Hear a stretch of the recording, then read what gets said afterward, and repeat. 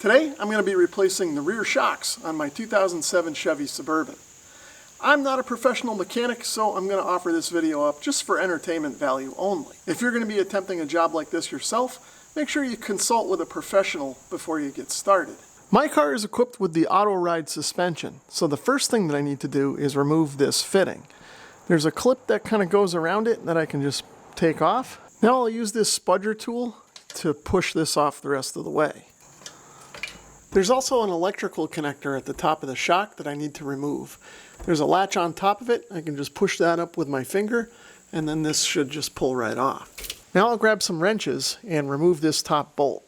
The nut is on the outer side of the vehicle, and the head is on the inside of the mount. To give myself a little extra room to work under here, I'm going to pop this clip out with my spudger tool. I've got a 21mm socket and a breaker bar on the outer nut. I realize you guys can't see much of this, but on the inner head bolt, I've got another 21mm socket and a breaker bar attached to that. Now obviously I can't see, so I had to kind of work that in and position it by feel. If I had dropped the spare tire, I might have had a little extra room to work and maybe could have seen it, but I was able to get it in without too much trouble. I've brought in a pipe to put around the handle of my breaker bar for a little extra leverage.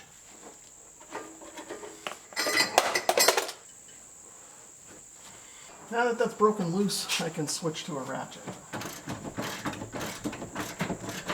I've now brought in a second jack just to put just a little bit of force on the suspension so that I can remove the tension on the top bolt and just push it out of here.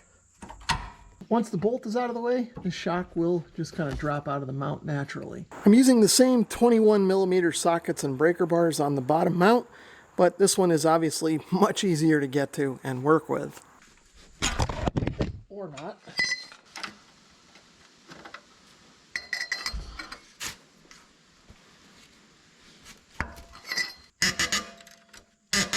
Now I can just push the bolt out of the way, and the shock is free to come out.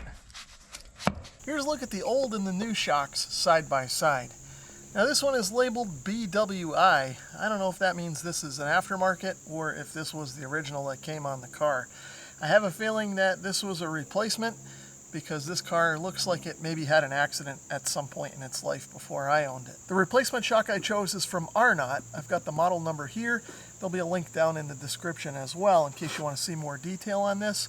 But if you're working on your vehicle, make sure you do the research and get the right part to fit your car. Obviously the two shocks are slightly different design, but they are the same physical dimensions and have the same connections. So this should work fine with my auto ride system. I'm going to install the top of the new shock first. And I'm going to orient this to make sure that my electrical connection and air fitting are facing the rear of the vehicle. New hardware was not supplied with the shocks, so I'm going to reuse the old hardware. I'm going to grab my bolt and get it positioned so that I can start threading it through the back side of this mount. Okay. So once I get this in place, I can try to work that bolt through. And now that I've got it through, I can reattach the nut. Now I'll fish in there and get my 21mm socket and breaker bar on the head of that bolt so I can hold it in place. I've got the bracket bar on the head of the bolt back there. I'm going to keep one finger on it so that I can make sure it doesn't pop off. And now I'll use my ratchet and tighten up this side.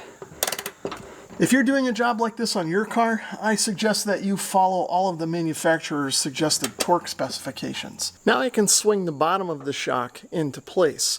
I'm going to use my jack to put a little bit of pressure on the suspension so that I can get the mount holes to line up to the holes in the shock.